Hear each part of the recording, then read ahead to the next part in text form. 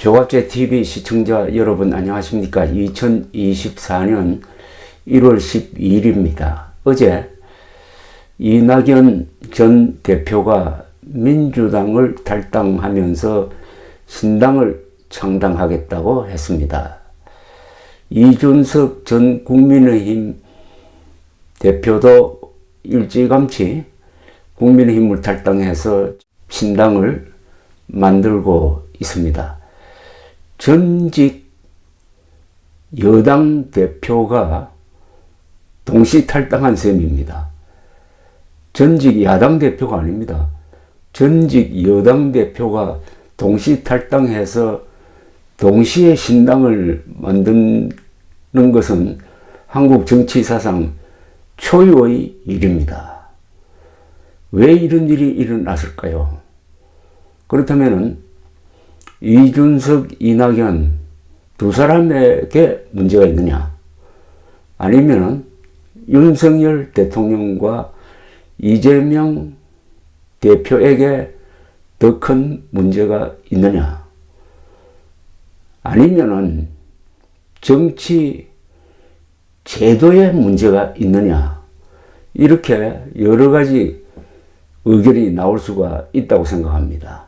이준석, 이낙연 두 사람의 인성이나 노선에 문제가 있다고 생각하는 사람들은 아마 이번 총선에서 국민의힘과 민주당을 찍겠죠. 그게 아니고 윤석열 대통령이 문제다. 어떻게 자신을 대통령으로 당선시키는데 가장 큰 공을 세운 사람을 저렇게 몰아낼 수 있느냐라고 생각하는 사람, 또는 이재명 대표가 문제다. 재판받고 있으면서 정당을 자신의 방탄조끼로 만들었다. 그래서 이낙연 전 대표가 탈당할 수밖에 없었다라고 생각하는 사람은 아마도 다른 선택을 하게 되겠죠. 자, 이것도 아니고 저것도 아니고 이것은 사람의 문제가 아니다. 한국 정치가 이게 근본적으로 문제가 있는 구조이다. 즉 대통령 중심제에서 양당 체제로 가니까 선택의 여지가 없어가지고 이렇게 금투사적 정치를 하고 있다. 이른바 콜로세움에서 금투사들이 경기를 하면은 구경하는 사람들도 그게 같이 열광을 해가지고 치열하게 싸우는 걸 즐긴다.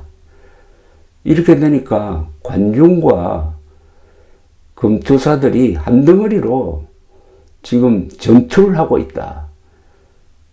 이거 안 되겠다. 구조를 바꿔야 되겠다. 이렇게 생각하는 사람도 있을 것이라고 생각을 합니다. 어제 이낙연 전 대표가 탈당하면서 상당히 솔직하게 자신의 과오를 인정했습니다. 즉 박원순 전 서울시장이 그런 식으로 생을 마감한 다음에 원래 당헌 규정대로 본인의 문제로 보궐선거가 이루어지니까 후보를 내지 않았어야 하는데 판단착오로 후보를 냈다. 이거 잘못되었다라고 인정을 했습니다. 사실 그게 굉장히 중요한 선택이었습니다. 그래서 2021년 4월 서울시장 보궐선거가 이루어지고 여기서 오세훈 후보가 당선되면서부터 국민의힘이 힘을 얻게 된 거죠. 그 선택, 즉 당헌을 위반하면서까지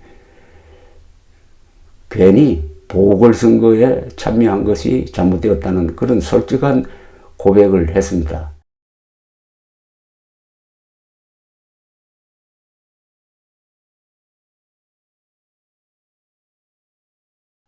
그러면서 양당제는 안 된다. 이제는 다당제로 가야 된다는 구체적 대안을 냈습니다. 그리고 이제는 개헌도 생각해 봐야 된다. 지금 대통령 독점 권력 구조는 문제가 있다.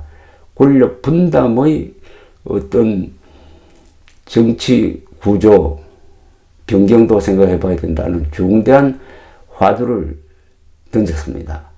저는 이낙연 전 대표의 이념 문제라든지 대북 정책에 대해서는 항상 비판해 왔습니다만은 어제 연설은 아주 귀담아 들을 만한 부분이 있었습니다. 왜냐? 한국 정치에 대한 대안 제시가 있었기 때문입니다. 그런 점에서는 이준석 전 대표의 생각과 상당히 비슷한 점이 있었습니다. 두 사람이 이념적으로는 다릅니다. 한 사람은 개혁 보수, 한 분은 지금까지 좌파 정권에 몸을 담았습니다. 아마도 대북 정책이나 외교에서는 다르겠지만은 이런 정치는 안 된다 라는 생각을 가진 점에서는 공통점이 있고, 이 공통점을 가지고 어떻게 연대를 해서 이번 총선에 임해가지고 의미 있는 의석수를 확보할 수 있느냐 없느냐, 이게 이번 총선에 걸린 가장 큰 쟁점이 아니냐, 화두가 아니냐 하는 생각이 듭니다. 두 전직 여당 대표가 정치에, 기성정치에 실망을 해가지고 새로운 대안을 모색한다고 하면은 그것은 국민들이 아마 귀담아 들을 수 있는 여지가 있을 것이라고 생각합니다. 두 사람의 지지율, 즉 이준석 신당과 이낙연 신당의 지지율을 합치면 23%까지 나오고 있습니다. 이것은 상당히 주목할 점이라고 생각을 합니다. 대한민국이 건국한 1948년부터 지금까지 한 1년여를 빼고는 대통령 중심제로 운영을 해왔습니다. 그런데 이게 이제 수명을 다한 게 아니냐.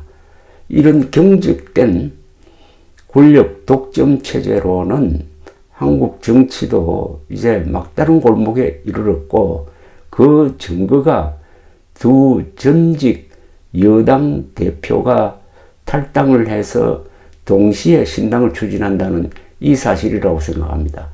그렇다면 일단은 이 치열한 경쟁 정도가 아니라 치사한 경쟁을 하고 있는 이런 양당 체제를 완화시키는 방법으로 제3당이 의미 있는 의석수를 확보하고, 그리하여 국회에서 여소야대가 이루어지면서 대화를 하지 않고는, 타협을 하지 않고는 법안을 통과시킬 수 없는 구조를 만들고, 그리해서 이제 대화하는, 타협하는 정치를 한번 해보고, 그게 잘 돌아가면은 앞으로 이 권력 구조도 한번 바꾸는 논의를 해보는 게 어떻겠느냐. 그런 점에서 저는 두 전직 여당 대표가 신당을 창당한다는 것을 비판적으로 볼 게 아니라, 여기서 꽉 막힌 한국 정치의 탈출구를 마련할 수 있을 것이다 라고 보는 게 합리적인 생각 아니냐 하는 생각이 듭니다. 갑자기 한국인의 정치 밥상이 풍성해졌습니다. 그전에는 밥 아니면 국수인데 이제는 라면도 먹을 수 있고 오뎅도 먹을 수가 있습니다. 그만큼 소비자로서의 유권자의 선택의 폭이 넓어졌고, 그렇게 되면은 이제 정당도 제대로 경쟁을 해야 소비자인 유권자들의 표를 얻을 수 있고, 구경하는 입장에 있는 국민들도 좀 여유를 가지고 즐길 수 있지 않을까 하는 생각이 듭니다. 정치는 즐겁게 해야 됩니다. 민주주의 정치는. 감사합니다.